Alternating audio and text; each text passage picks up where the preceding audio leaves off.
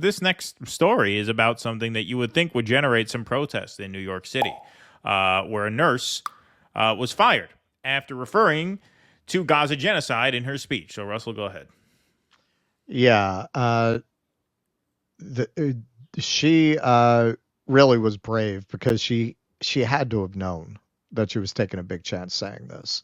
But the irony is she was getting an award for compassion. Yeah.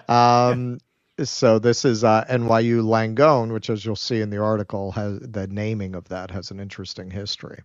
A nurse was fired by a New York City hospital after she referred to Israel's war in Gaza as a genocide during a speech accepting an award. Labor and delivery nurse Hessen Jaber, who is Palestinian American, was being honored by NYU Langone Health for her compassion in caring for mothers who had lost babies, when she drew a link between her work and the suffering of mothers in Gaza. So you have that video, Keaton? Yep. So this is the acceptance speech. Sorry. Good morning, everybody. It happens to be my birthday today, so thank you for kicking it off in a beautiful way. I'm also not a professional speaker, so I wrote a few things here from my heart. So I just wanted to take this moment to express my gratitude to my coworkers, first and foremost, who nominated me for the award. Truthfully, it does belong to all the nurses on labor who have held the hands of a grieving mother as she suffers one of the most devastating deviations from reality they could have ever imagined. The level of integrity, compassion, and humanity to be able to be present and comfort these patients as they navigate one of the most challenging times of their lives is something that really can't be put into words. And for that, I'm also grateful to my mother and my grandmothers who instilled these traits in me to earnestly and sincerely want to care for these patients and alleviate their pain during the most difficult time of their lives. As a Palestinian American Muslim woman in this country, I am proud to represent my mother's and my grandmother's upbringing through our traditions and customs, which oblige us to always hold space for warmth and compassion for all humans. It pains me to see the women from my country going through unimaginable losses themselves during the current genocide in Gaza. This award is deeply personal to me for those reasons. Even though I can't hold their hands and comfort them as they grieve their unborn children and the children they have lost during this genocide, I hope to keep making them proud as I keep representing them here at NYU. Thank you.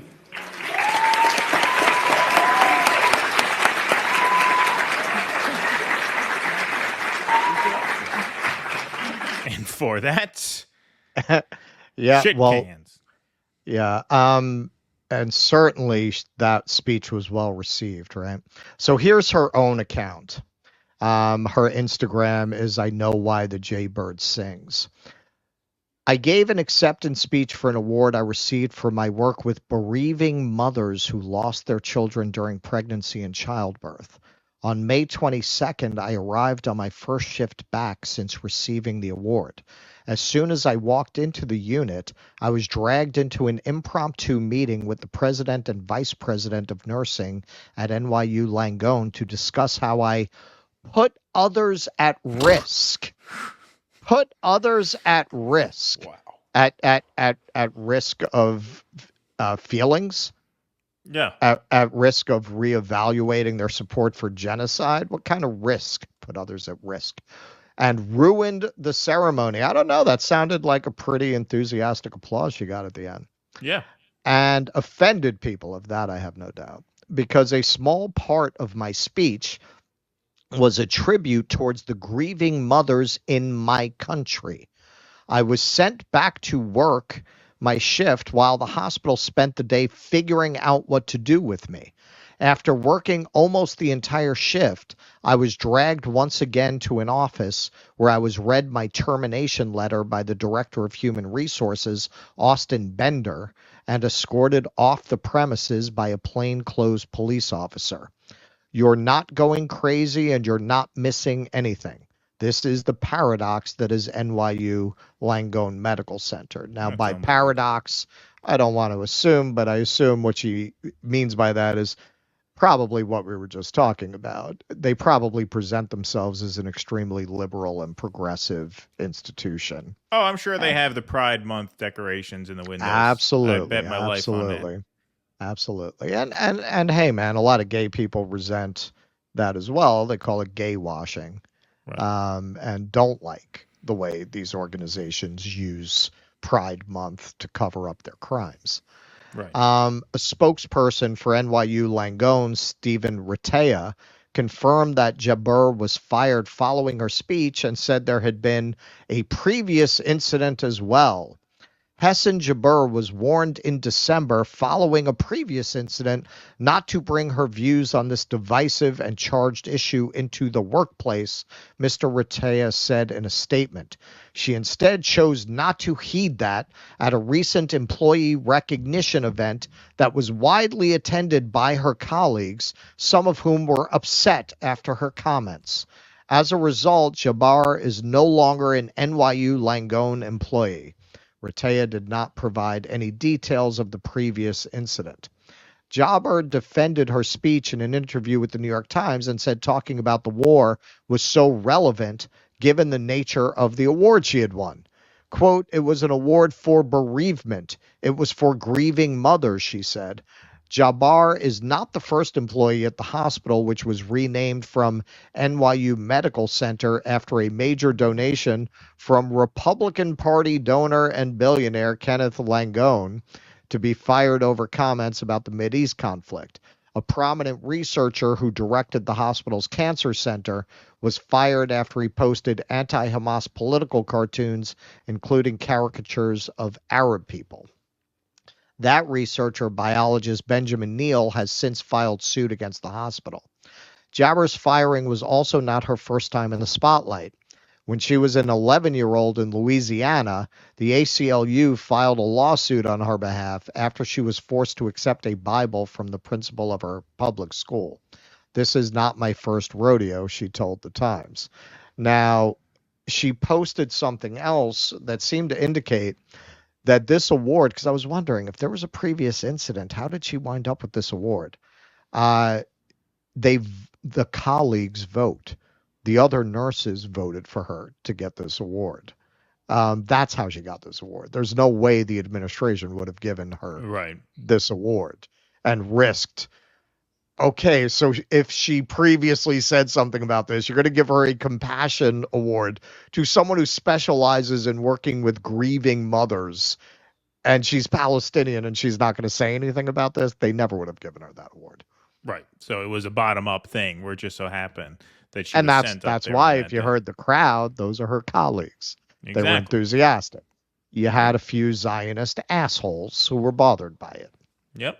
And she was fired. And, you know, I just did a little bit of last-minute research since I made that point. Here they are. NYU Langone Health. Happy Pride Month. At NYU Langone Health, we're proud to celebrate diversity, inclusion, and love in all its forms. All its forms except for compassion to the grieving mothers in Gaza, apparently. Learn more about how we care for the LGBTQ plus community. Beautiful. Beautiful. Yep. See, what did I say? I said I knew they would be doing something for Pride. Of course. You know they're going to Of course. virtue They're signal there. all. Yep. They're And going to let you know what wonderful people they are. and that's the function it serves at this point. And that's why, insofar as we speak about it, we only really speak negatively about it, not because of a lack of support for that community, but a lack of support for what this all functions as, which is just gay washing. It's just for the worst actors in society to put forth the idea that they're principled people of integrity supporting important issues.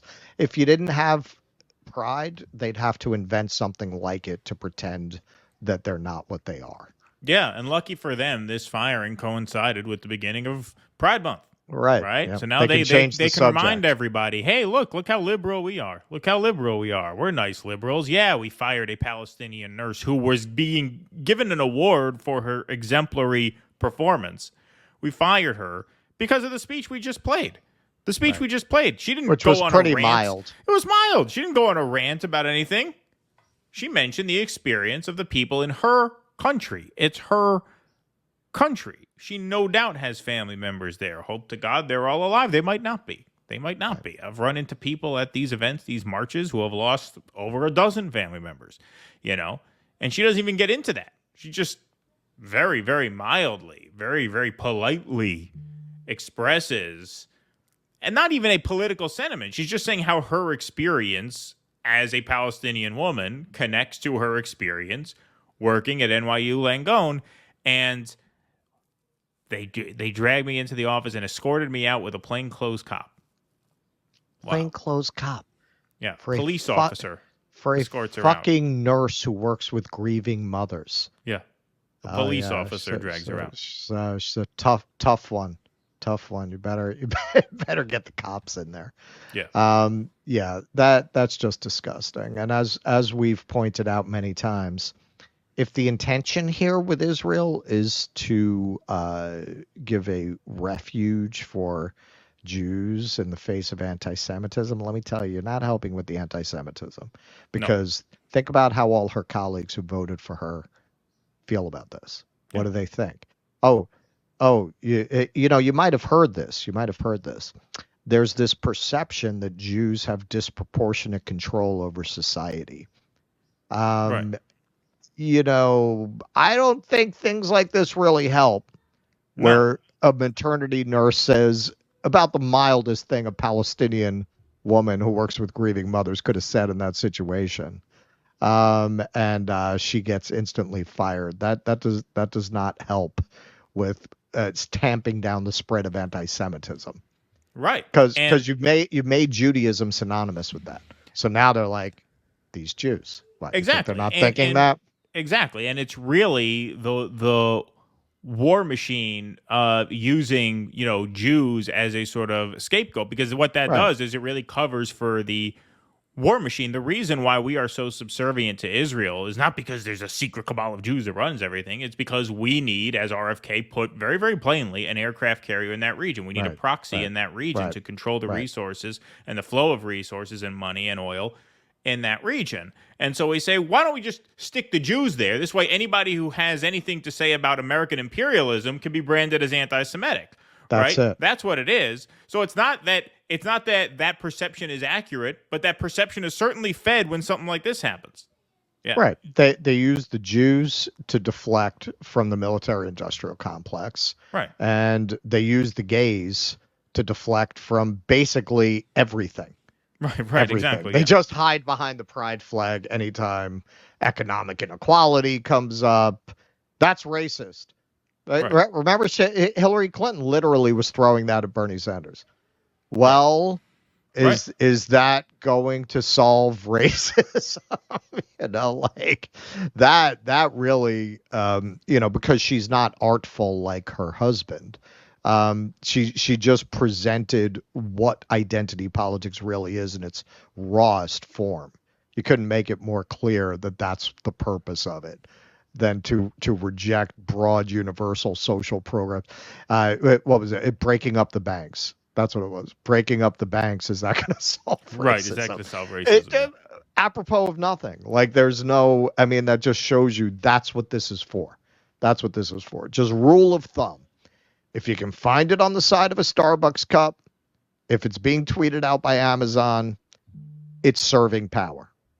Right. Whatever the original intention might be, whatever you think it is, that's not what it is. Please clap.